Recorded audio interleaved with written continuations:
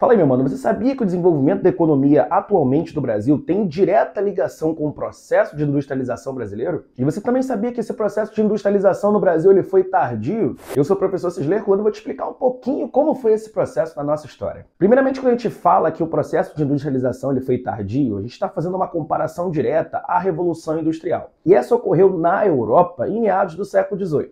E provocou grandes transformações no cenário econômico mundial. No caso do Brasil, a nossa indústria ela só foi começar a surgir no final do século XIX. E aí fica a pergunta, por que o Brasil demorou tanto para se industrializar? Entre os séculos XVI e o século XVIII, a indústria no Brasil não teve nenhuma condição de se instalar. E como pontos principais que a gente pode citar, o primeiro deles é o fato de o Brasil ter sido uma colônia. E uma colônia, ela não tem condições de promover o seu autodesenvolvimento. Portugal, em condição de metrópole, utilizava o Brasil para a sua exploração e tentava manter a sua balança comercial muito favorável. Por conta disso, a economia do Brasil ela se baseava apenas na exportação de produtos primários, como foi o caso da cana-de-açúcar, posteriormente o ouro, as drogas do sertão, enfim, tudo que iria favorecer o desenvolvimento da nossa metrópole. E também vale ressaltar que para a metrópole não era interessante que o Brasil se desenvolvesse, uma vez que se o Brasil se desenvolvesse, consequentemente a metrópole não teria mais domínio sobre a sua colônia. E isso pode ser visualizado em 1785, quando há uma proibição de qualquer manufatura que possa existir dentro do território brasileiro. O objetivo de Portugal com isso era fazer com que o mercado brasileiro continuasse subordinado ao mercado português.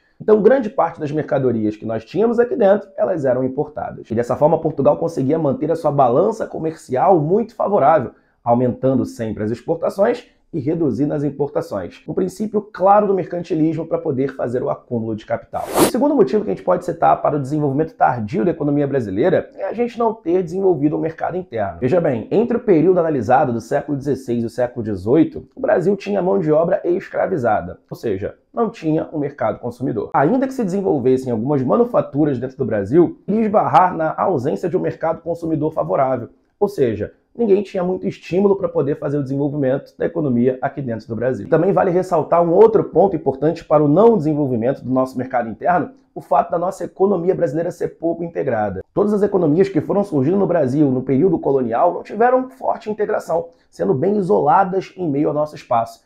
Tá aí o nome que a gente chama de modelo de economia de arquipélagos. E sem as regiões do Brasil produtoras elas conversarem entre si, ficava difícil de você estimular um desenvolvimento interno.